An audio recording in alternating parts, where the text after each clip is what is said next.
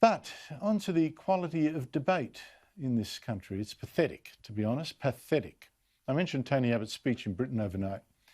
The former Prime Minister also said this about the incredible cost of the way we've been fighting this virus, shutting down huge parts of the economy. If the average age of those who would have died is 80, even with roughly 10 years of expected life left, that's still $200,000 per quality life year, or substantially beyond what governments are usually prepared to pay for life-saving drugs. So this is a point we do not spend anywhere near that much normally to save a year of life. In fact, a lot of families choose not to spend much at all if it's their own money. In this climate of fear, it was hard for governments to ask how much is a life worth, because every life is precious and every death is sad. But that's never stopped families sometimes electing to make elderly relatives as comfortable as possible while nature takes its course.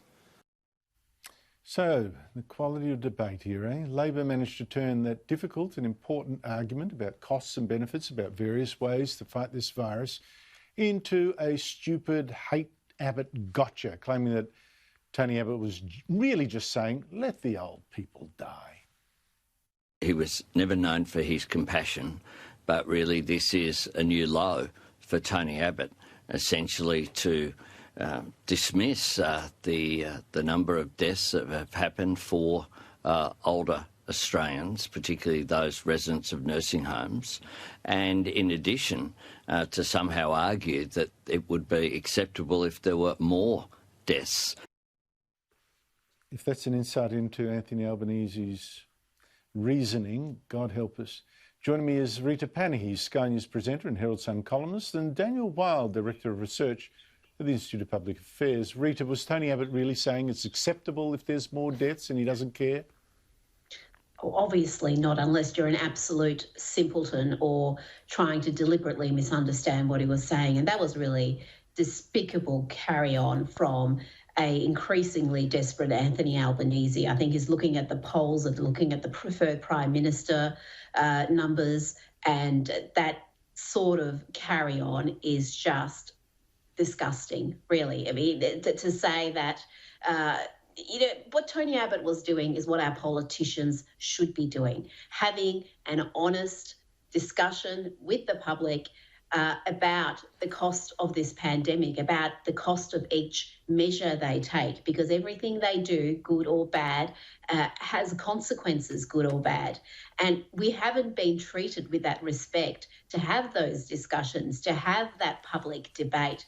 It's just been, drastic decisions made. And if you question any aspect of it, like Tony Abbott, you're accused of wanting to kill grandma. It's just no, I was so accused of that insane. by that idiot Peter Fitzsimons in the Sydney Morning Herald today. I mean, really, let's see if they publish my correction, but I don't hold out much hope because, honestly. But Daniel, as a consequence of not asking that sort of question and treating every single infection as a national catastrophe, we've got bans that have resulted in the growth figures today. What do these growth figures tell you about what we've been doing? Well, these figures tell me, Andrew, that we are not all in this together, and we have never all been in this together. We are living in two Australias, where those in the private productive parts of the economy have been smashed, small businesses, self-employed, young Australians, whereas those in the public sector and bureaucrats have not only been protected, but they're flourishing. Some analysis we did, Andrew, at the Institute of Public Affairs of the ABS data found that wages in the private sector have gone down $5.9 billion in the June quarter, but they've gone up in the public sector by $738 million. That's unbelievable. Andrew. And we are in a fundamentally divided country. We had experts talking about, are we going to have a V-shaped recovery, a W-shaped recovery, or a U-shaped recovery? Andrew, I can tell you we are in a K-shaped recovery. Those in the public sector are going up on the upwards arm of the K, and those in the private sector and small businesses are going down on the downwards arm of the K. We are in a divided Australia. We're in two Australias. We're not all in this together. Those in the private sector are getting smashed, while those in the public sector are having a party. Rita, what conclusion do you draw from that in terms of the kind of people that are recommending more and more bans and the kinds that are suffering for them?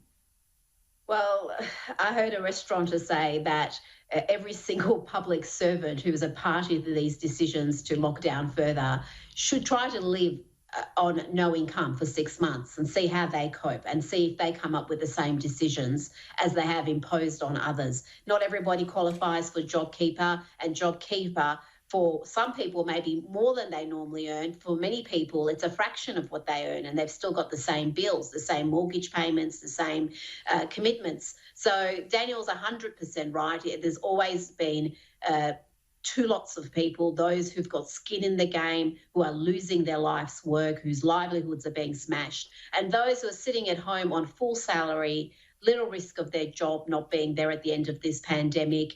And a lot of them are quite happy to keep sitting at home on their full salary. I mean, why wouldn't you be? So that is a situation where we're in, and you're not seeing a lot of compassion from those public servants sitting at home on full salaries with their job security for those who are really in such financial stress.